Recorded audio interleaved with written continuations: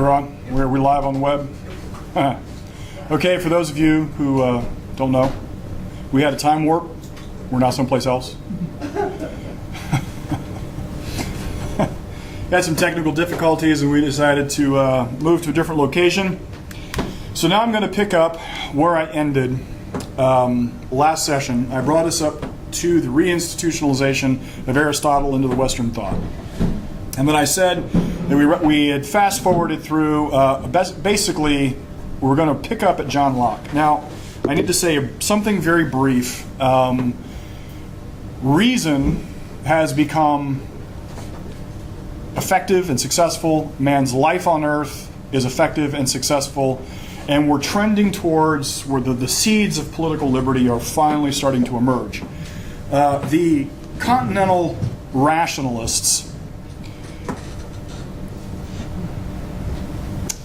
basically started with Descartes. Descartes started with doubt. He said to himself, I think, therefore I am.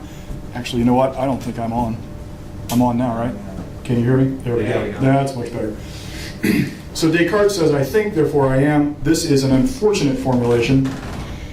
It is effectively a primacy of consciousness formulation. It starts with consciousness first and then presumes being. It presumes existence. This, of course, causes all sorts of problems. The subsequent thinkers, we have Descartes, Spinoza, and Leibniz. They take these concepts, they run with them. It produces some real conflicts in philosophy. And we finally arrive at John Locke. John Locke is an empiricist. He says exactly the opposite. He says, wait a minute, it's not reason that is first, it's actually experience. And the nature of human experience, by the nature of our perceptions, we encounter the world. So that sends you on the right track. It sounds very similar to Aristotle, but it is not Aristotle. I won't summarize the mess that Locke starts. I'm going to actually introduce that briefly when we talk about Bishop Berkeley and David Hume. But the brilliant thing about John Locke was his political philosophy. Now, when I was debating on organizing this conference, I really went back and forth about how much I should talk about John Locke. And about 3 or 4 weeks before the conference, I wrote an article on spiritualtyranny.com, which, by the way, is not a discernment blog. And I detailed Locke's contribution to the progression of Western thought, and in particular to the concept of rights that we enjoy in the United States. And I was struck by how many people said, thank you for explaining that to me. Now, as people who have inherited the Declaration of Independence and the U.S. Constitution, a country founded on Locke's concepts, I was struck by how little understanding there was of the logic behind what created those documents. And then I realized I really couldn't skip Locke. I really need to explain this. And I said this in the last session, and I know people are still thinking, is he ever going to get to Hitler? Oh my gosh, I want to hear what he did with Hitler. I cannot emphasize this enough. Until you understand what you're about ready to lose, it is almost impossible to grasp the significance of what National Socialist Germany represents. So here I'm going to dive in. I'm going to actually make the effort to lay out Locke. And I decided to go ahead and spend some time. I ask your indulgence. I really am going to dig into this pretty hard. Locke wrote a few books. And when I say books, they're not really all that heavy. Probably a few hours worth of investment. You can read them for yourself. But his most influential, of course, is the Second Treaty of Government. I do also recommend you pick up a letter concerning toleration. It is not really so much philosophical, but it is the beginnings of his rejection. Now, mind you, we are far enough into the Enlightenment that we are people are becoming more and more bold in their rejection of church tyranny. And you must grasp, there are no options in Christianity. You have Catholicism, and you have effectively Lutheran Orthodoxy, Lutheran Calvinist Orthodoxy. There are other variants of Christianity out there, but for the most part, they are so politically and socially insignificant as to really not be an option. So, and we're still within the framework where being an atheist is punishable by death. And that prevails even well up to, depending on the country, well into the 19th century. So you really don't have a genuine secular alternative, meaning a state not wrapped around religious orthodoxy. Well, people are finally starting to become bold. They can tell that there must be a dramatic shift, and the fundamental problems, the conflicts that they're identifying, is directly tied to church tyranny and political freedom. Locke is the philosophical apogee of the Enlightenment and the advocacy of reason. And as we will see shortly, the assault against reason starts almost immediately after Locke. Fortunately for us, by the time of the American Revolution, John Locke was a household name, and the concept of natural rights had spread throughout the colonies. Now, let me go ahead and talk about this briefly. From a letter concerning toleration, I want to read a couple of excerpts because it will give you a sense of how he is arguing against church statist control. Since you are pleased to inquire, what are my thoughts about the mutual toleration of Christians in their different professions of religion, I must need answer you freely that I esteem that toleration to be the chief characteristic of the mark of the true church. For whatsoever some people boast of the antiquity of places and names, or of the pomp of their outward worship, others of the reformation of their discipline, all of the orthodoxy of their faith, for everyone is orthodox to himself. These things and all others of this nature are much rather marks of men striving for power and empire over one another than the Church of Christ. I really like that quote because of, and I get to use my cool cat pointer, provided that it's on.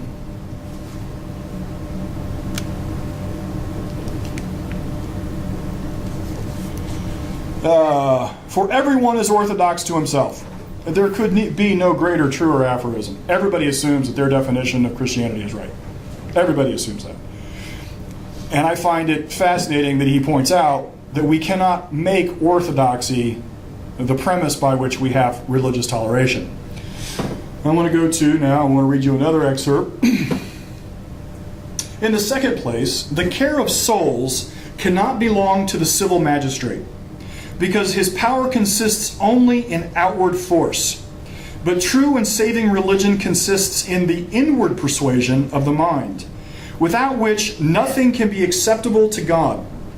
And such is the nature of the understanding, that it cannot be compelled to the belief of anything by outward force.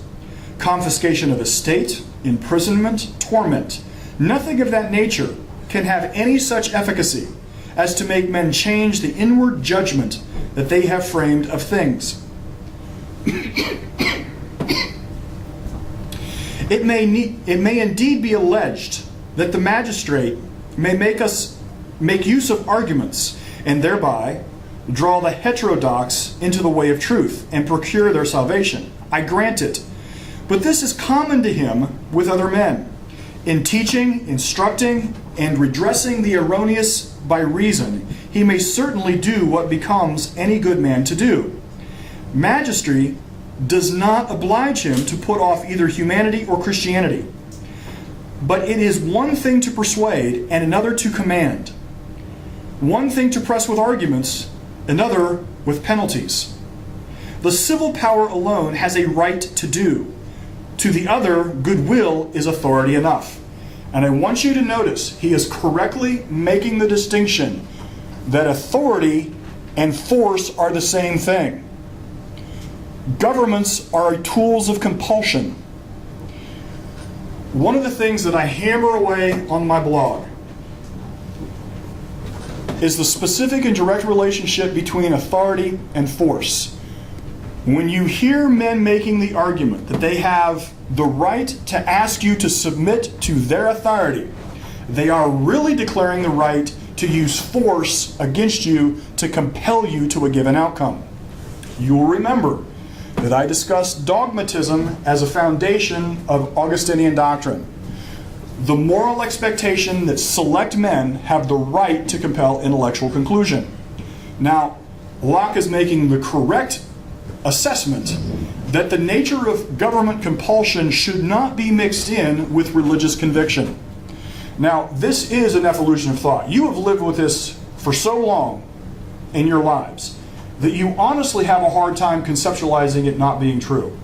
One of the things that I've noticed in all of our subsequent discussions, whenever we've disagreed, whenever we've come at these things at different ways and from different frameworks, one of the things that I noticed that I find so impressive is how genuinely indignant you are that you shouldn't be entitled to your own opinion.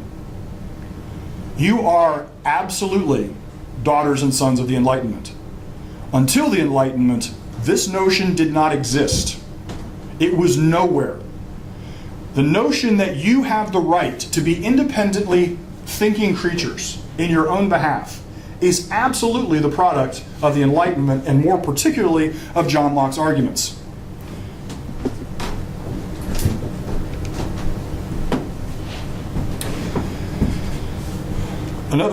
Here's another quote from a letter concerning toleration.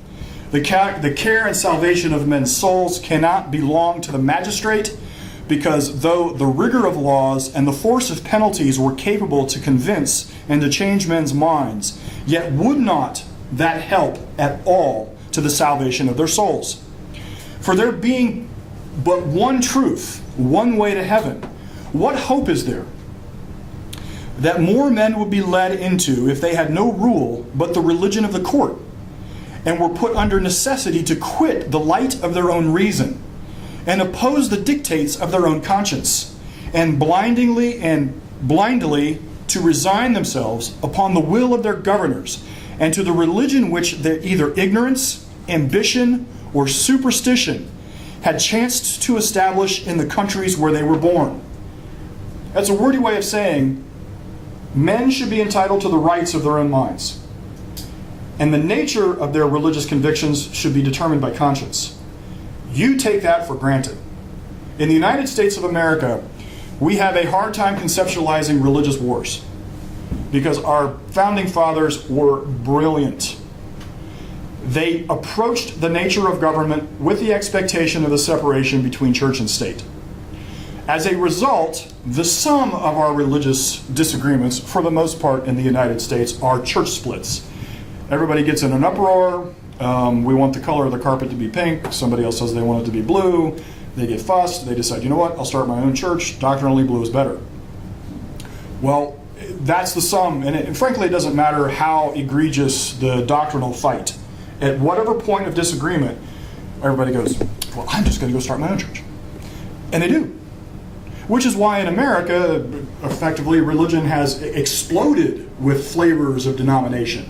And you can see on church corners in almost any given city in the country where first church became second church, that became third church, became fourth church on all four corners, and it was effectively the same people. And this is directly tied to the fact that the American church has never had access to genuine civil power. I made this point before. A secular government is a free government, because a secular government should be agnostic. It should not, its interests have no interest in religious orthodoxy. It is not interested in a doctrinal standard. And I understand why Christians find that truly scandalous. But you must hear me here. Your freedom is directly tied to a secular agnostic government. Now that is different than a government who professes atheism and chooses to oppress alternate positions. That is actually the reverse form of political tyranny. I am talking about a government that gives no advantage and gives no penalty based on religious conviction. Do you see the distinction I'm making? Yes? No? Tell me I'm crazy? Neutral. Yes, they are neutral.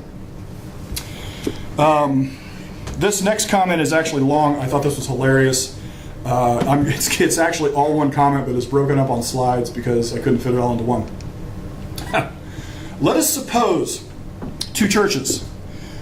The one of Arminians and the other Calvinists. This is Locke. This isn't me. This is Locke. I think this is funny. In the city of Constantinople. Will anyone say that either of these churches has the right to deprive the members of the other of their estates and liberty because of their differing from the same doctrines and ceremonies? While the Muslims laugh to see what the inhuman cruelty Christians thus rage against Christianity, one of these churches has the power to treat the other ill. To which of them does this power belong, and by what right? Fantastic question. It will be answered undoubtedly that it is the Orthodox Church which has the right of authority over the erroneous or heretical. This is, in great and specious words, to say just nothing at all. That's hilarious. Every church is orthodox to itself, to others erroneous and heretical. So the controversy between these churches about the truth of their doctrines and the purity of their worship is on both sides equal, nor is there any judge, either at Constantinople or elsewhere upon earth, by whose sentence it can be determined. If it could be manifest which of these two dissenting churches were right, they would not accrue thereby unto the Orthodox any right of destroying the other. For churches have neither any jurisdiction in worldly matters, nor are fire and sword any proper instrument, wherewith one convinces men's minds of error and inform men of the truth. Now, last year, Susan Dose did a fantastic job of explaining Augustine and his use of violence as a doctrinal standard to compel men to the church. I invite you to go back and review what she said. What Locke is saying here is in direct defiance of Augustinian ideology. It is in direct defiance of Calvinist ideology. Both men presumed the right of the church to compel rational compliance.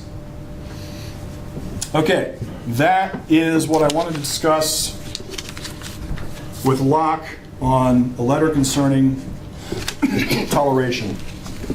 Now, these arguments become foundational for what becomes ultimately the secular government of the United States. The belief in, the expectation of, the division between religious conviction and political power. And now we must turn to Locke's Second Treaty of Government. Now here's what I did. Of course, I just read a few excerpts from Locke, and his 17th, 18th century English is a little cumbersome to our ears. So I took the liberty of rewriting what he said and condensing it. Now, I have not rewritten the entirety of his Second Treaty of Government, but what I did do is I took sections, what parts of his sections I thought actually had relevance to us directly, to hear, to see, to know, to understand. I decided to go ahead and rewrite those. So if I'll tell you when it's actually something he said, but for the most part, you're going to hear my words. Actually, I got this off the Gutenberg Project. You can actually go find this version off the Gutenberg.com or .org or whatever. Okay, Locke opens his work with a definition of terms. He summarizes his initial thoughts, and this is Locke talking. Political power, then, I take to be a right of making laws with penalties of death, and consequently all less penalties, for the regulating and the preserving of property, and for employing the force of the community in the execution of such laws and in the defense of the Commonwealth from foreign injury, and all of this only for the public good. Now, he is defining his terms about the nature of what political force is, what government is for. And it is specifically for the defense of property and the common good. But I want to make this distinction. When I say common good today, most people hear a collectivist assertion. They hear for the good of the people, for the good of the community. Locke doesn't mean this. When Locke says for the good for the good of, just lost my train of thought, for the public good, he means the public good of individuals. Do you see the distinction I just made? Okay. Chapter 2, the state of nature. Now, the state of nature becomes a common phrase in the Enlightenment.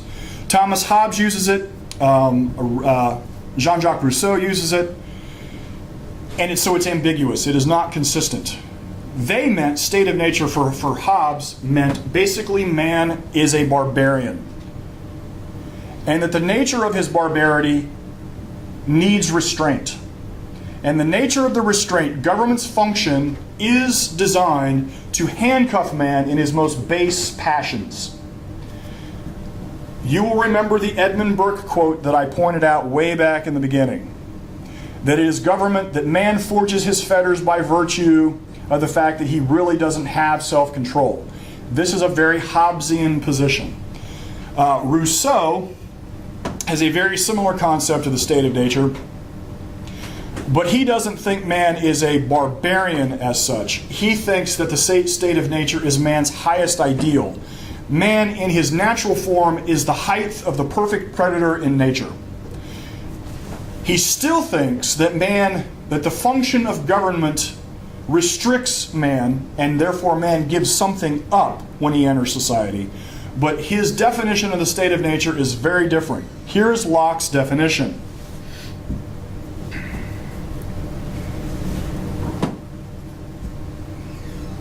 To understand political power correctly, man must first understand his natural state. Locke calls this state the state of nature.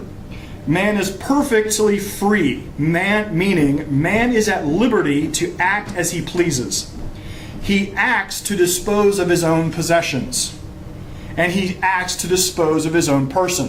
Think of it this way. You live on a desert island by yourself.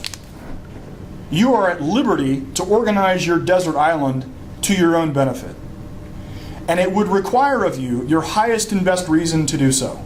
Your very survival would be dependent upon your ability to organize your environment to your advantage.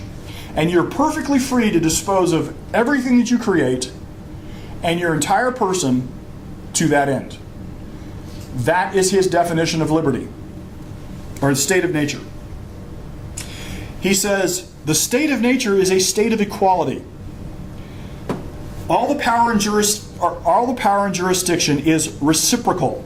All men are born to the same advantages of nature. Now expand the example I gave. So now we have a desert island, and now we have two people. The exact same state exists between both men.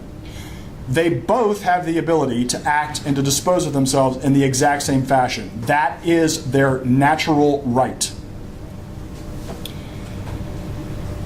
Locke goes on to say this means that God would not and could not appoint some men to subjugate others. And he says that the law that governs the state of nature is reason. Reason teaches all men that all men are equal and independent. Now notice how this goes. Man's existence requires his survival, and his survival requires that he successfully manage his own environment, that he specifically sets out to organize that environment such that he disposes of all of his work product in service to that survival. All men exist in this state, and the reason they do so, the reason they are successful in this state, is because the only way they can survive is by reason. So notice how Locke is making the equation. Existence, survival, liberty, work, and reason are all integrated. Do you see what he did? The state of nature is a state of liberty, but it is not a state of license. The law of reason says that since man may harm no other man's life, health, liberty, or possessions, there is no subordination among men that authorizes one to destroy another. And inasmuch as man preserves his life, he must also seek to aid the preservation of another's liberty, health, limb, and property. Notice that Locke's state of nature requires man to respect exactly the same thing in another man. Reason, the law of nature, wills peace and the preservation of man. Therefore, the law of nature puts in everyone's hand the right to punish the transgressor of reason and to hinder the violation of reason with violence. Without the power of retribution, the law of nature would be in vain. In other words, without the ability to recompense the irrational, to give retribution to the irrational, reason could never thrive and survive. The law must have power to preserve the innocent and restrain offenders. If any one may punish evil, then everyone must be qualified. What any may do in prosecution of the law, everyone must be able to prosecute the law of reason. Man's power over another is not arbitrary or absolute.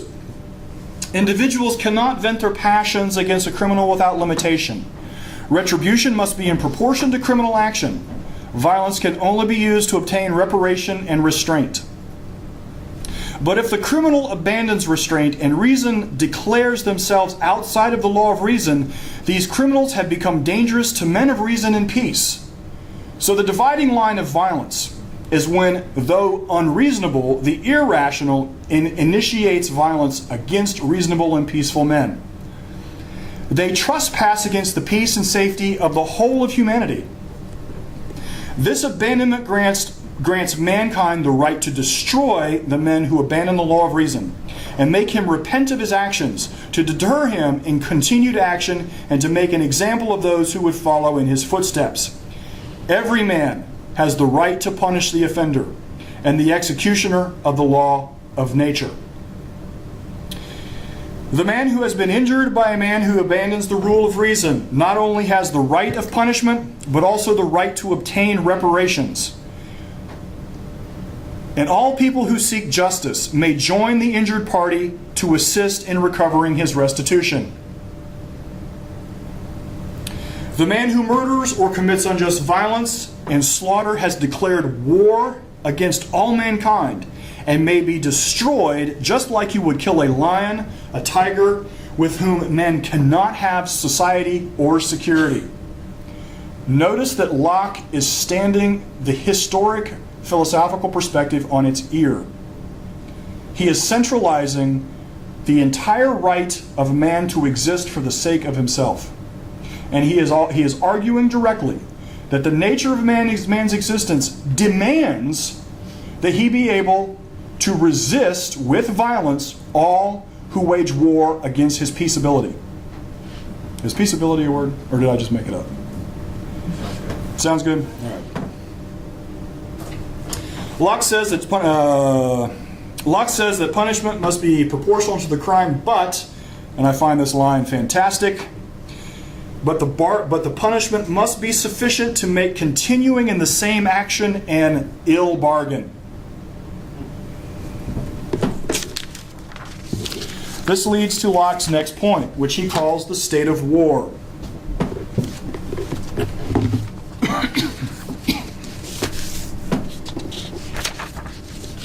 This is chapter 3.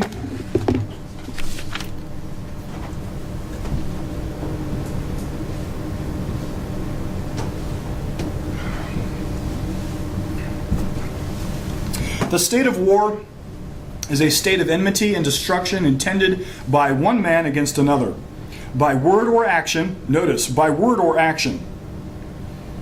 The state of war is a deliberate, intentional design to take a man's life or property. When a state of war is initiated, the innocent has the right to destroy that which threatens destruction, just like you would kill a wild beast, because they have no commitment to common law or reason. The man who seeks to place another man in his absolute power has initiated a state of war. The man who seeks to place another in his absolute control seeks to make him a slave. Slavery is merely the same as a state of war. I want to make this point here. This was revolutionary. You will remember the determinism of Augustinian and Calvinist doctrine placed men in a specific relationship to their Creator. Their Creator basically appoints them their position. The justification for slavery was, it was your ordained place. Locke's argument here says this is not true. Slavery is really an act of war. It is the possession of another man's life that is not yours to possess. The nature of reason and the nature of peace eliminates slavery. Of course, most of you who have done any work at all with American history knows that slavery was one of the hardest things that we fought against. The justification for slavery was universally church doctrine. Modern Calvinists like to pretend that they have always been on the side of peace and prosperity and the brotherhood of all men. It's all nonsense. For centuries, slavery was considered orthodoxy. The right to enslave was considered an orthodox position. And the argument, the same argument that everybody uses when they talk about Bible, it clearly says in the Bible. And then they point to the fact that Paul, with Philemon, consecrated the state of slavery, the institution of slavery, and told Philemon to go back to his slave master. And it frankly doesn't matter that he ultimately told the slave master to take it easy. Ultimately, what Paul did is confirm that slavery was in fact something ordained by God. That's one among many of the arguments. Locke says no. And it was John Locke. Remember I told you, by the time of the American Revolution, Locke was a household name. And that meant he was a household name in slave houses. The argument that inspired the Methodists and the Unitarians was this argument. Natural rights, and this argument from John Locke was the inspiring force that started the church to rethink the idea behind slavery. And of course it was the Calvinist churches and the Calvinist denominations. Like I said, there were no other options in the 1700s. We have many different denominations now in 2014, but back then, if you weren't Calvinist Orthodox, some variation of Calvinist Orthodox, there were very few options. And the Methodists and the Unitarians happened to be one of them. And they rejected the fundamental translation, making this argument. It took about 30 years to persuade the bulk of the colonies that slavery was in fact immoral.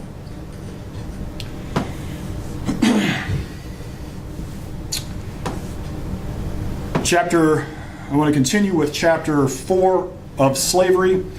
The natural liberty of man is to be free from any superior power on earth and not to be under the will or legislative authority of man. In society, the liberty of man is not under any legislative power except what is established by consent. Freedom from absolute arbitrary power is so fundamental to man's life that he may not part with it, not even by consent. Did you hear what I said? Man cannot give up. It is so fundamental. This thing that he is, that man is, these natural rights and this reason is so fundamental to who he is, he can't even give it up by consent. A man may not enslave himself to anyone because no man can give more power than what he has. This is a brilliant argument. Slavery is little more than a state of war sustained by legislative means. It is merely the relationship between conquered and captured. Now I want to move to private property. How long have I been going? Somebody tell me, because I don't remember when I started. Half an hour. Okay. Of private property, chapter 5. Locke's definition of private property is an essential evolution of thought. He correctly establishes the roots of private property. Private property is the product of labor. Individuals employ their industry to create the substance of their lives. Man in the state of nature must work to survive.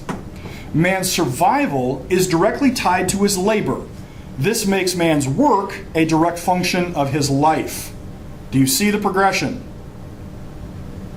Survival, work, sustain life. This makes what he works at his property, and it must be private.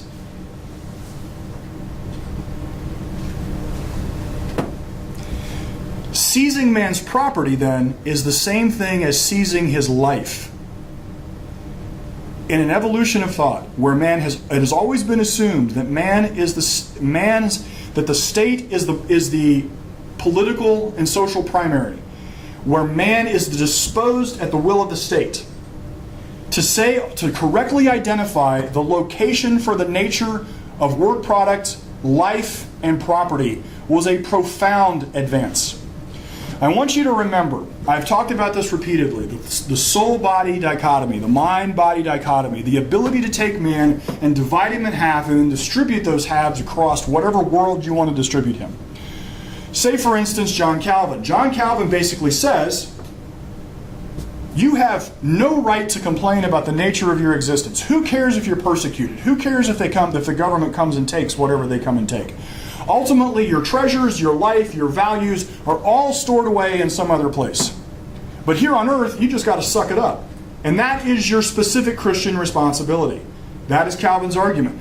But notice he succeeds at doing this based on the soul-body dichotomy. He can say that your physical self is actually immoral and irrelevant. Your spiritual self is this thing that gets magically transported someplace else. By dividing man, he can make the moral justification that tyranny is morally acceptable. Locke says no. Locke is one of the first philosophers to successfully make the mind-body integration, the soul-body integration. You will remember that the historic philosophical position held that man was a mind-body dichotomy. The Dark Ages was rooted in this dichotomy. This was the justification for the church to see its earthly production. Man's focus should be in the afterlife. Man's material existence is morally inferior, which means man's industry is morally questionable. Locke, on the other hand, correctly identifies that man is indivisible from his work. He correctly integrates human existence by identifying reason as the root of man's production and production as the root of man's life. Thus, man's life and man's property are corollaries of the same existence. This is profound and powerful. I want to dance every time I read this. This is an amazing philosophical achievement. The standard objection to private property has always been that private property prevents some men from actually getting resources. In tribal cultures, this had some validity because tribes did not have the concept of private use, but in fact they held everything in common. This social dynamic historically produces lack.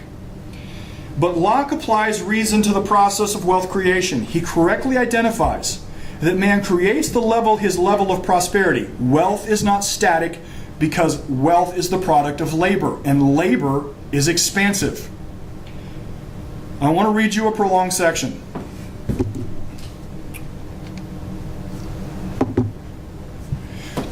Here's Locke. This is certain, that at the beginning, before the desire of having more than man needed had altered the intrinsic value of things, which depends only on their usefulness to man's life, or had agreed that a little piece of yellow metal, which would keep without wasting or decay, should be worth a great piece of flesh, or a whole heap of corn, though man had a right to appropriate by their labor each one unto himself, as much of the things of nature as he could use. Yet this could not be much, nor to the prejudice of others, where the same plenty was still left to those who would use the same industry. To which let me add, that he who appropriates land to himself by his labor does not lessen, but increases the common stock of mankind. For the provisions serving to support man's life, produced by 1 acre of enclosed and cultivated land, are 10 times more than those which are yielded by an acre of land of an equal richness laying waste in common. And therefore that he encloses land and has a greater plenty of the conveniences for life from 10 acres than he could have from 100 left to nature, may truly be said to give 90 acres to mankind, for his labor now supplies him with provisions out of 10 acres, which were but the product of 100 lying in common. Notice his reason, that the nature of labor expands human prosperity, and he is exactly right. private property, man must successfully use his resources as effectively as possible. Private property demands of the man his highest and best reasoning capacity, his greatest efficiency. This is what has always elevated the rise of man's natural material wealth. Private property is at the heart of increasing and never-ending prosperity. Locke correctly identifies that common things laying in common actually do not have the optimal uses. But private property expands human resources because of labor and ownership.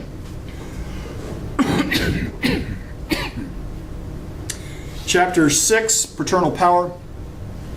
Locke correctly identifies that men do not give up rights when they join social contracts. They do not give up liberty to gain security. And this is actually a very important concept. It was very common for people to say that men needed to give up something to join society. Like I said, this was Hobbes and this is effectively Rousseau and pretty much every other philosopher on the other side of this argument. The presumption is that I am only unrestrained because there is no government compelling me to some given action. And that for me to enter society, to enter political agreements, what I'm really giving up is the nature of my own liberty. Locke says no, this is wrong.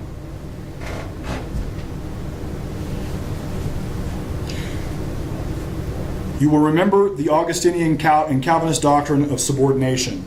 Government's function is to restrain man. Government is compulsion to moral action. But Locke says not so.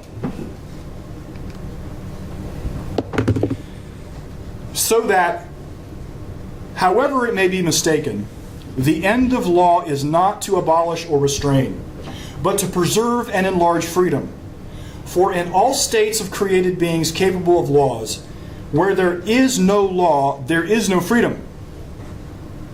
For liberty to be free from restraint and violence from other. For liberty is to be free from restraint and from violence of others, which cannot be where there is no law. I want you to notice that he is, what I bolded here, the nature of liberty is to be free from restraint or violence. The reason I enter into political agreements is because I want to secure for myself security. I want to emphasize this point. Locke is brilliant here. The function of government is to defend the individual from all encroachments. The function of government is to secure man's freedom. Man's freedom is expressed in his action to dispose of his life and property. Government's limited function is to defend man in that freedom or pursue restitution or retribution for those men who enter a state of war. Notice how this progression works. Man is the sovereign political unit. Man creates private property. Man needs a means to defend himself from the irrational. So he voluntarily enters into agreements with other men with the exact same premise. They consent to government. They consent to government to gain liberty, not to lose it. Government's function is no longer fetters. Government's function is defense. It is the defense of the individual who is living his life in the pursuit of life and prosperity and happiness. Now you can begin to understand where the framers of the Constitution got the substance of their arguments. Now you can think back to the Declaration of Independence and start to go, oh, this is what they were driving at.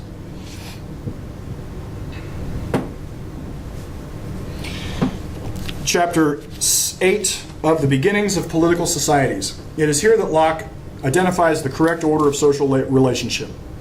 Historically, it was assumed the state was the social primary. Men were born into the state and their lives were disposed of at state will. Locke says this is backwards. Men being by nature all free, equal, and independent, no one can be put out of this estate and subjected to the political power of another without consent.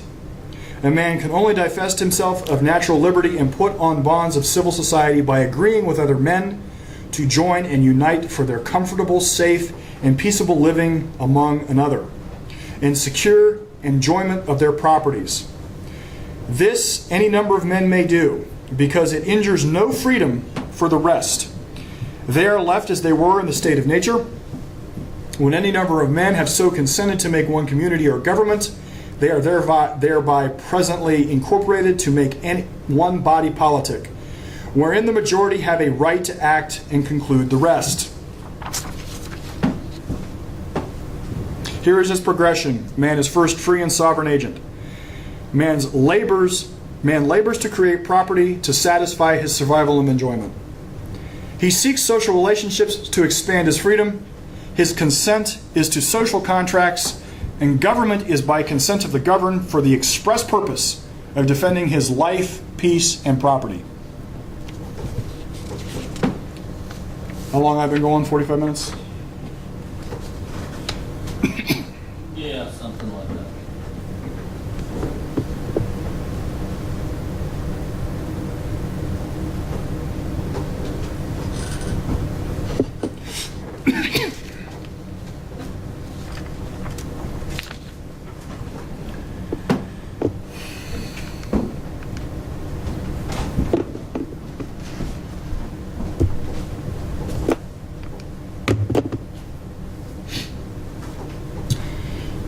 Now Locke goes into a discussion of how the extent of legislative power. Chapter 11. Legislative power cannot take from any man any part of his property without his own consent. The reason man enters into political agreement is to sustain and enjoy his property. So he can't then enter society, and then society then expropriates his property. Thomas Paine echoed this concept. It is a perversion of terms to say that a charter gives rights. It operates by contrary effect. That the taking away of rights. Rights are inherently in all the inhabitants, but charters, by annulling those rights in the majority, leave the right by exclusion in the hands of a few. They consequently are instruments of injustice. In fact, therefore, must be that the individuals themselves, each in his own personal and sovereign right, entered into contract with each other to produce a government. And this is the only mode in which governments have a right to arise, and only on this principle which they have a right to exist. And of course, Thomas Paine was one of the leading thinkers, one of the leading men making the argument for the American colonies' independence. And last, I want to address Locke's argument for the dissolution of government.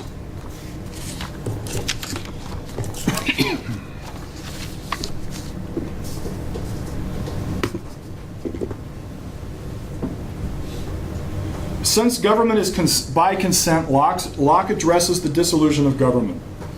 The government is dissolved when the legislature takes it upon the power to make laws the people do not appoint them to make. This is very important. A legislature does not become autonomous and sovereign by the fact that it was created. The people sustain their political sovereignty. When a legislator acts in this fashion, the people have no obligation to obey the laws. They can refuse to obey as an act of refusing to be subjugated. Everyone returns, and the logical outworking is, everyone returns to the state of nature, at the pleasure of his will as he was before the contract. So rejecting the legislature, an unjust legislature, is not chaos. It's not anarchy. It merely means that man reverts to his original state of nature.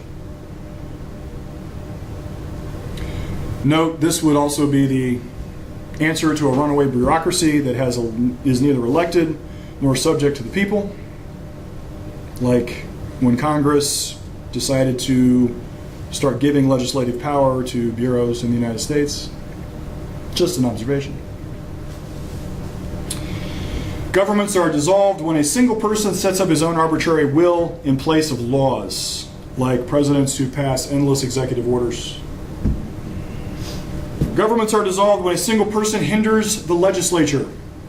When this person suspends the legislature, he is in effect putting an end to the government the people instituted. Governments are dissolved when one man seeks to alter elections and thereby change legislature to which the people consented. Governments are dissolved if the prince, his word, or the legislature deliberately delivers the people into the subjugation of a foreign power.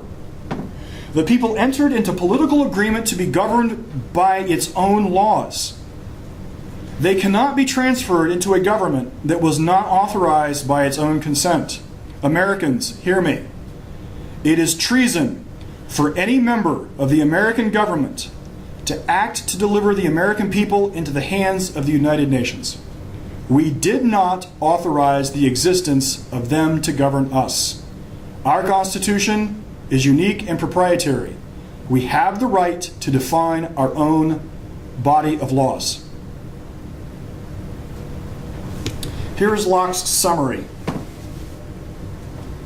When legislators and agents of the government act against the trust of the people by invading their property, they, the government agents, are the ones who are initiating force. And they are the ones who are the rebels. They are the ones committing treason against the people. Never lose sight of the fact that men enter into civil government to exclude force from social interaction and to preserve their individual property in peace and unity. So those representatives of government who use force in opposition to the laws are the rebels against the state of nature. They are hiding behind the pretense they have authority to justify their actions, but they are the ones who bring back and initiate the state of war. They are the ones who have overthrown the government. This is a profound and important distinction. The government of the United States is for the people and by the people. The fact that we elected legislators does not make them the political sovereign unit. The state in the United States is not sovereign. The people are sovereign, and they grant limited function to the legislatures, the state governments, the federal government, and the judiciary. We have catastrophically lost this concept in the United States. And I want to draw to your attention, because this point is specifically and expressly made in the Declaration of Independence. We hold these truths to be self-evident, that all men are created equal. They that are endowed by their Creator with certain unalienable rights, that among these are life, liberty, and the pursuit of happiness. That to secure these rights, governments are instituted among men, deriving their just powers from the consent of the government. This is Locke.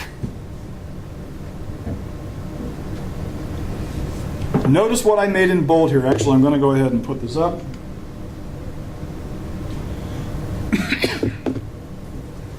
That whenever any form of government becomes destructive to those ends, it is the right of the people to alter or abolish it, and to institute new government, laying its foundations on such principles and organizing the powers in such form as to them shall seem most likely to affect their safety and happiness. This is actually contained in our Declaration of Independence. This is at the root of our government. The United States government is not the political sovereign. The people are the political sovereign. A people committed to reason, peace, life, and prosperity and property. When governments use force in direct violation of the express social contract, the government is committing treason.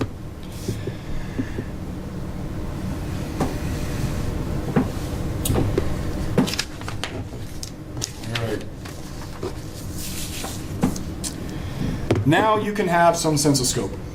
Now you've seen the evolution from the disaster that was Augustinian ideology to the evolution of thought that began to inspire men to believe and commit themselves to trust in reason and to begin to solve man to begin to solve his own problems. Then comes John Locke, and he successfully identifies the core elements of political liberty.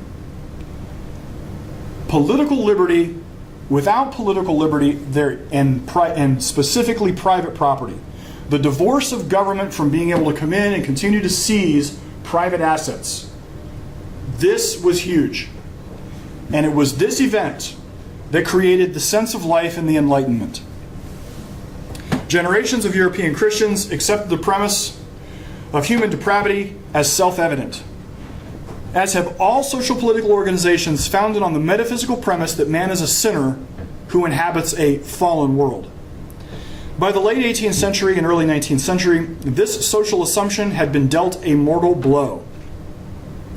People were living through the greatest expansion of liberty and knowledge and prosperity the world has ever seen. Man had the proof that life was filled with opportunities, that the future could be bright because the future could be built. Every technological advance, every disease, every pain, every new level of mass prosperity was one more example of the fraud the church had perpetrated on humanity. It was a conclusion born from seeing the world's harsh and brutal environment mastered and ordered and pacified. The medieval age had no such contrast. The world of gargoyles and superstition and brutality was all anyone had ever known. So there was an internal logic to the church's ban on reason and science. All the world knew was despotism and dogmatism, and the poverty that those twin destroyers bring. But the 17th century was the beginning of the Enlightenment and the full immersion of Aristotelian thought into the minds of men. And by the time history arrives in the 19th century, man was without excuse. The roaring 20s roared for a reason. Man was hopeful. Man enjoyed life, and for the first time in world history, man could see a vision of life that held endless possibilities. It seemed that man was on the verge of solving the world's problems. Man woke up 7 days a week and saw man's ability to triumph. He went to church 1 day a week to be told he was a sinner, life was hopeless, and man's highest ethical ideal was death. But man knew there was a disconnect. Something was wrong with this picture. The men of the Enlightenment could see the living contrast between the American form of government and the despotism that had dominated the whole of Europe. Indeed, anywhere medieval doctrines had dominated American life, they could see the manifestations: slavery, poverty, and war. Church doctrine condemned the whole of man's existence. But man's existence was very obviously not the impotent, ulcerous, cancerous sore described by the preacher. America's founders knew that the church must be separated from the state. And for only the second time in human history, there was a truly secular state. The state was agnostic, giving no advantage to statements of orthodoxy. Man was free to follow his conscience. Man was free to create and prosper. And the greatest political achievement man had ever known led the world into the greatest expansion of peace and prosperity the world had ever seen. Government's only function was the defense of the individual in pursuit of his life, liberty, and happiness. The shining light on the hill, the amazing beacon of hope, the culmination of the Enlightenment thought in political organization was the United States of America. Thank you.